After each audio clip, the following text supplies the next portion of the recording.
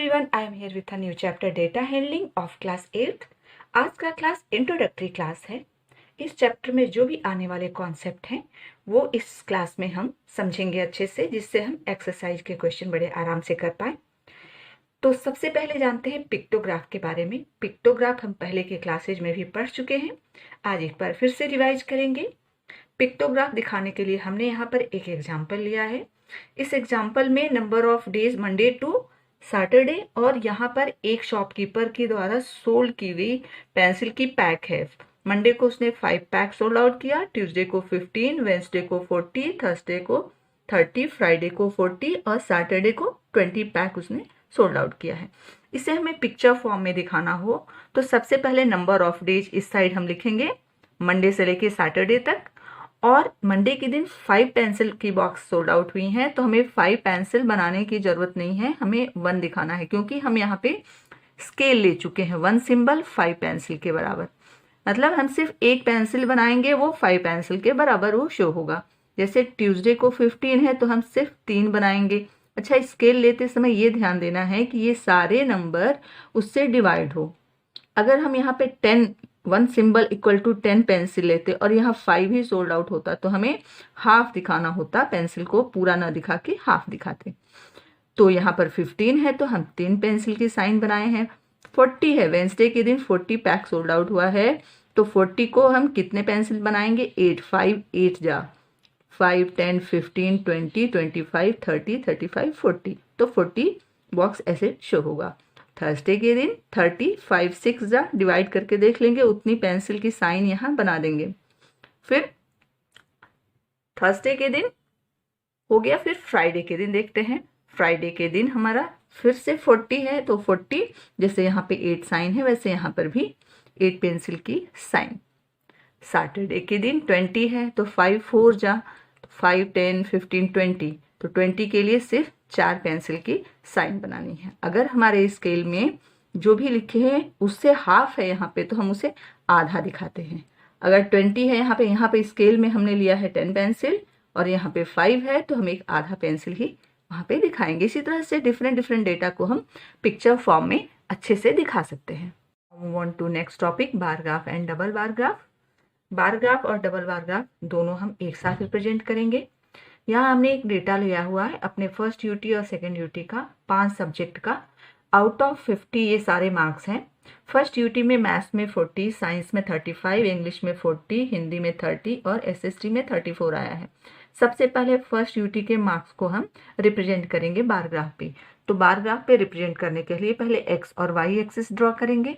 X और Y axis पे line खींचेंगे, उसके बाद एक स्केल डिसाइड करेंगे कि हमें किस स्केल पे ये करना है। यहाँ हमने एक्स एक्सिस ड्रॉ किया, फिर यहाँ पे वाई एक्सिस। उसके बाद हमें स्केल देखना है। ये सारे जो नंबर हैं वो सब ऑलमोस्ट 5 से डिवाइड हो रहे हैं। अगर 5 से नहीं भी डिवाइड हो रहे हैं तो हम पॉइंट लेंगे उसे करने के समय। तो 1 यूनिट इक्वल टू 5 मार्क्स हमने स्केल में लिया हुआ है। फर्स्ट यूटी में मैथ्स में 40 मार्क्स है। पहले हम maths, science, English, Hindi, SST सबको पॉइंट लगा देंगे इक्वी डिस्टेंस पे। एक साथ रिप्रेजेंट करने के लिए हमें इनका डिस्टेंस मेंटेन रखना है ताकि हमारा बार ग्राफ पे रिप्रेजेंटेशन अच्छे से हो। तो मैथ्स में 40 मार्क्स है तो हमें कितना पॉइंट हमने लिया है? 1 यूनिट इक्वल टू 5 मार्क्स। तो यहाँ पे 5 मार्क्स, तो यहाँ पे हमें 5 के डिस्टेंस पे सारे मार्क्स को रिप्रेजेंट करना है। जैसे यहाँ पे है 0 और 5 10 15 20 25 30 35 40 ऐसे मार्क्स को हमें दिखाना है। तो मैथ्स में 40 मार्क्स है तो हमें वहां तक जाना है 40 तक, और फिर ऐसे लाइन खींच के ऐसे ले आना है, बार की तरह बनाना है। और साइंस में फर्स्ट यूटी में कितना है? 35, तो हमें 35 दिखाने के लिए 5 10 15 20 25 30 35 यहाँ तक जाना है, फिर ऐसे खींच के फिर ऐसे लाइन लाना है। फिर इंग्लिश में हमारा मार्क्स है 40, तो हम वैसे ही 8 पॉइंट जाएंगे। 5 8 जा तो 8 पॉइंट जाएंगे, ऐसे लाइन खींच देंगे। जो शेडेड नहीं है वो फर्स्ट यूटी का है, जो शेडेड है वो सेकेंड यूटी का मार्क्स है। फिर हिंदी में 30 है तो हम 1 यूनिट को 5, तो 30 के लिए हमें 6 यूनिट जाना पड़ेगा और ऐसे करके खींचेंगे। फिर एसएसटी में 34 है तो 34 के लिए पहले तो हम 30 तक जाएंगे और यहाँ 35 है उससे थोड़ा नीचे, थोड़ा सा नीचे हमें 34 करके यहाँ ड्रॉ करना है।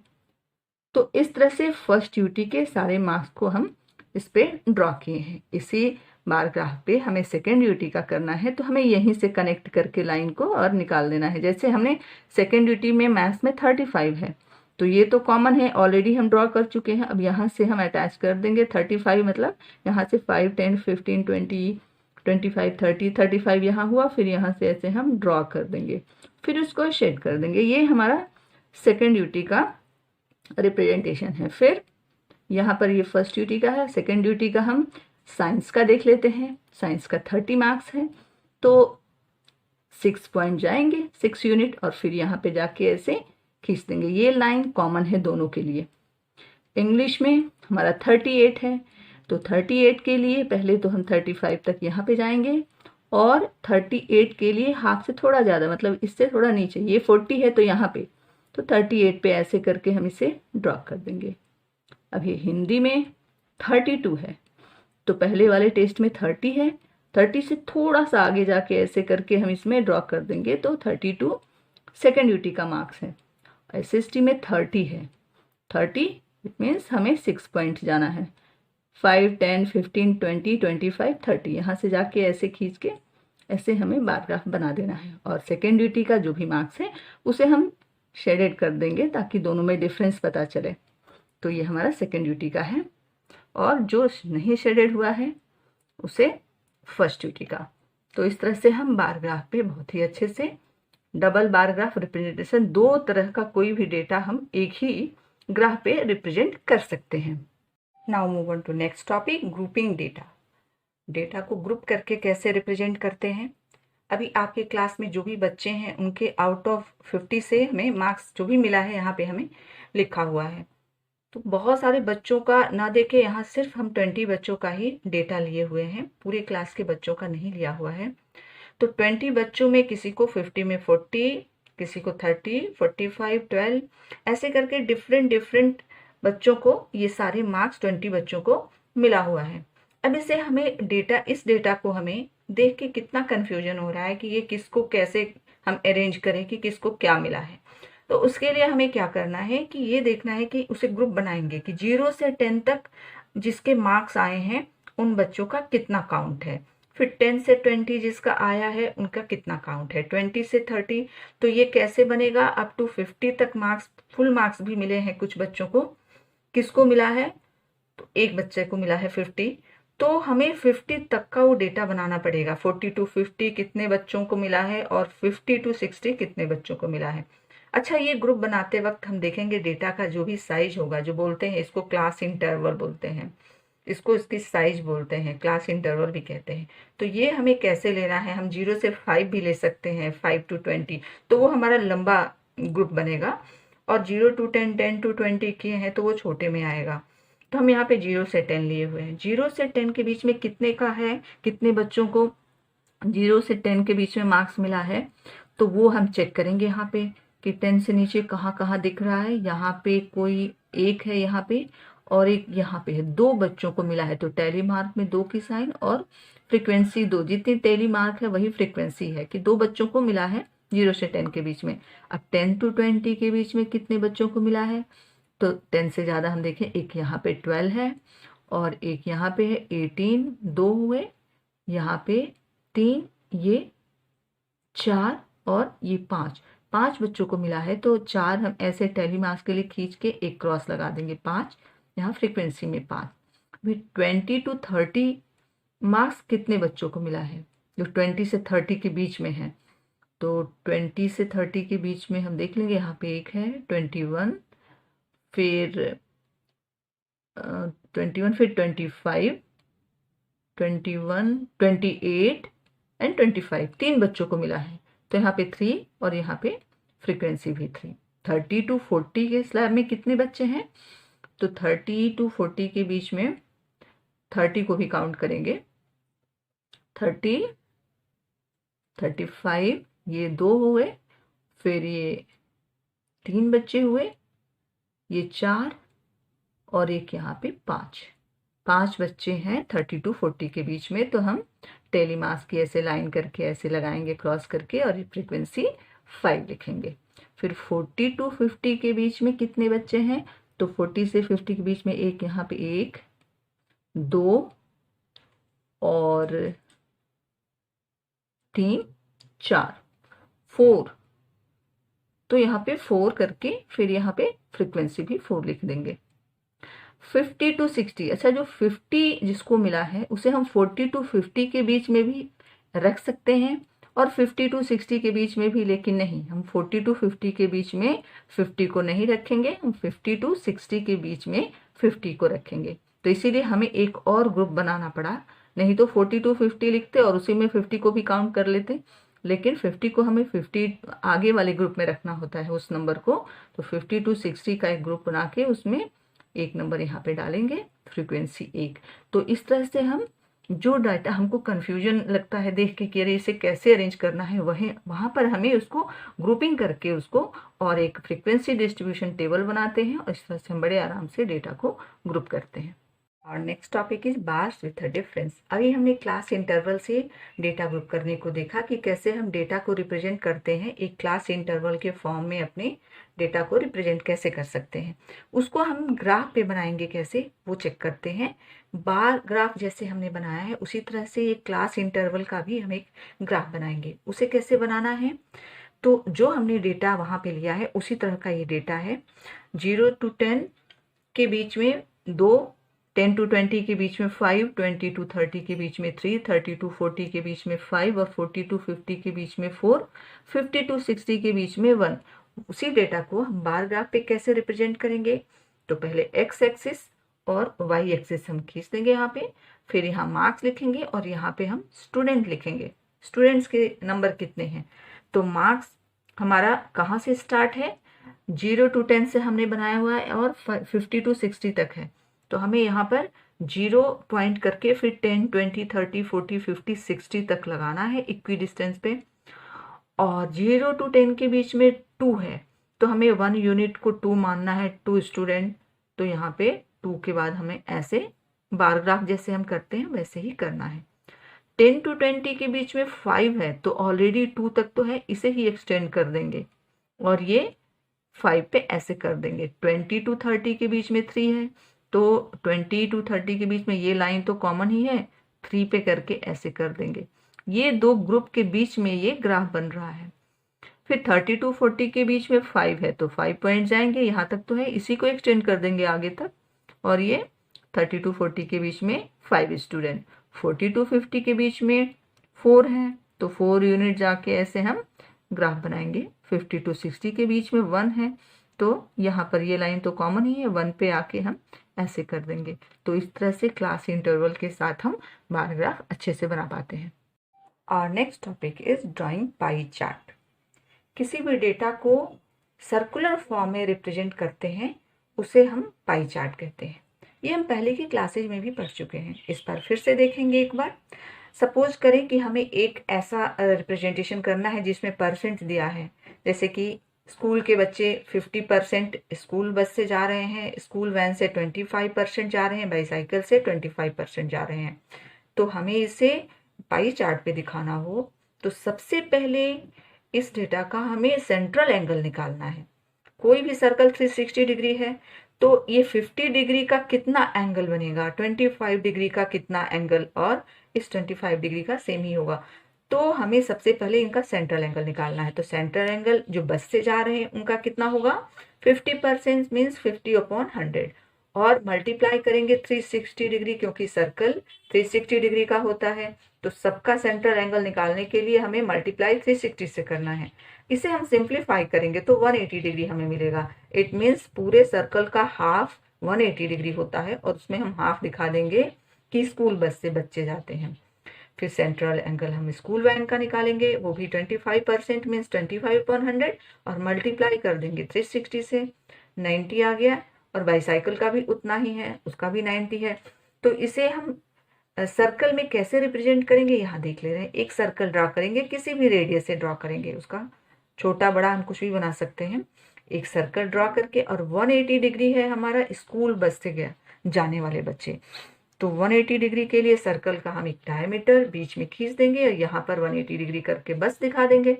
हाफ बच्चे 180 डिग्री मीन्स ये पूरा हाफ मून का शेप जो है ये पूरा हाफ बच्चे स्कूल बस से जाते हैं।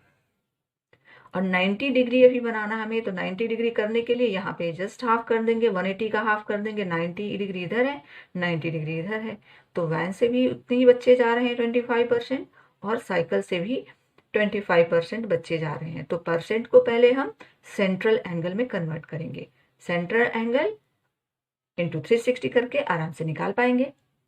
अभी एक दूसरा डेटा लेकर के हम पाई चार्ट बनाएंगे। सपोज करें नंबर ऑफ ड्रेसेस पहले देखते हैं कि white colour, yellow colour, red colour और ब्लैक कलर की ड्रेसेस हमारे पास है। वाइट कलर की 2, येलो ड्रेस है 4, रेड ड्रेस है 6 और ब्लैक ड्रेस है 3।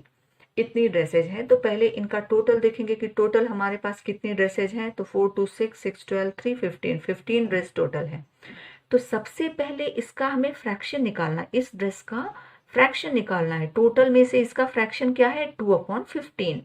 टोटल जितना है वो नीचे और ऊपर जो जिस ड्रेस का निकाल रहे हैं 2/15। ऐसे ही येलो ड्रेस का 4/15, यहाँ रेड का 6/15 और ब्लैक का 3/15। तो पहले फ्रैक्शन निकाल लिया।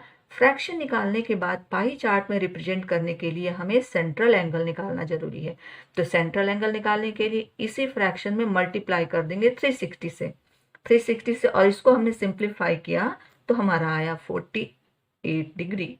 ऐसे ही 4/15 मल्टीप्लाइड बाई 360 96 डिग्री।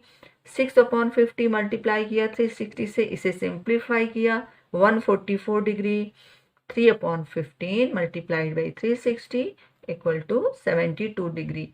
तो ये सारे हमने सबसे पहले इनका सेंट्रल एंगल निकाला। सेंट्रल एंगल निकाल के ही हम उसे सर्कुलर फॉर्म में पाई चार्ट में हम उसे दिखा सकते हैं। तो हमने इन सारे ड्रेसेस का पाई चार्ट में कैसे रिप्रेजेंट करेंगे सेंट्रल एंगल निकालने के बाद, वो हम देख ले रहे हैं। तो सबसे पहले किसी भी रेडियस से हम एक सर्कल बनाएं। सर्कल बनाने के बाद कोई भी, सबसे पहले शुरुआत किसी से भी कर सकते हैं, कोई भी ड्रेस से कर सकते हैं।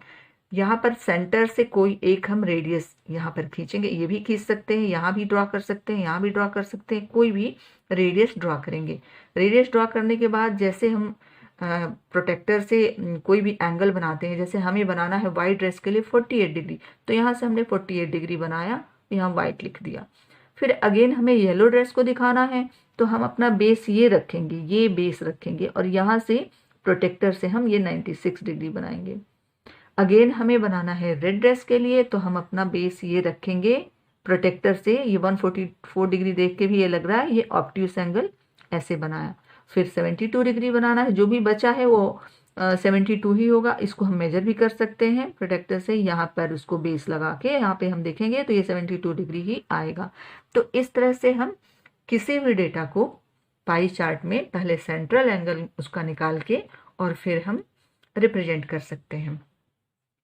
दूसरा टॉपिक, एक और लास्ट टॉपिक है आउटकम्स और प्रोबेबिलिटी के बारे में। इस चैप्टर में वो आगे आने वाला है। आउटकम्स और प्रोबेबिलिटी जान लेते हैं। अगर हमारे पास 2 कॉइन है और दोनों का हेड और टेल दोनों रहता है, अगर हम उसको टॉस कर रहे हैं, टॉस करने के बाद क्या क्या आउटकम्स हो सकते हैं। हो सकता है कि दोनों में एच एच आ जाए, हेड हेड आ जाए, दोनों में टेल टेल आ जाए, दोनों में हेड एच टी, एक बार एक में हेड आया, एक में टेल आया, एक में टेल आया, एक में हेड आया। तो इस तरह से ये सारी पॉसिबिलिटी इनकी है। तो ये सारे आउटकम्स कहे जाएंगे। जब हम 2 कॉइन को टॉस करते हैं तो ये आउटकम्स हैं उनके। ऐसे ही अगर हमें प्रोबेबिलिटी देखना हो किसी चीज़ के लिए कि उसकी प्रोबेबिलिटी कैसे निकालना है, एक फिगर यहाँ दिया है, इसमें हम देखेंगे कि प्रोबेबिलिटी फाइंड आउट करना है तो हम कैसे करते हैं। एक यहाँ पे सर्कुलर फॉर्म में कुछ सेक्टर बने हुए हैं और उसमें कुछ लेटर्स लिखे हुए हैं ABCD।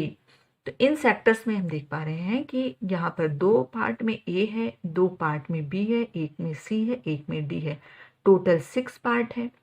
अगर हमें ये कहा जाए कि B आने की कितनी पॉसिबिलिटी है, B पर पॉइंट आने की कितनी पॉसिबिलिटी है कि ये एरो B पे आके रुके, तो ये पॉसिबिलिटी जानने के लिए हमारा एक फॉर्मूला होता है प्रोबेबिलिटी निकालने के लिए, number of favourable observation upon total number of observation. Favourable observation इसमें क्या है, जो हम चाहते हैं कि बी पे आए, तो हमारे 2 हैं बी, तो ये फेवरेबल ऑब्जर्वेशन हो गए। और टोटल नंबर ऑफ ऑब्जर्वेशन कितने हैं? 6 हैं, तो प्रोबेबिलिटी हो जाएगी 2/6, क्योंकि फेवरेबल 2 है।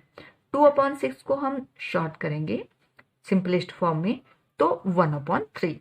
तो बी आने की प्रोबेबिलिटी है 1/3। इस तरह से किसी भी का हम निकाल सकते हैं प्रोबेबिलिटी। यही उसका फॉर्मूला है, number of favourable observation upon total number of observation. तो आज के क्लास में जो भी इस चैप्टर में आने वाले कॉन्सेप्ट्स हैं वो हम सब क्लियर किए हैं। उम्मीद करती हूँ कि आपको अच्छे से समझ में आया होगा।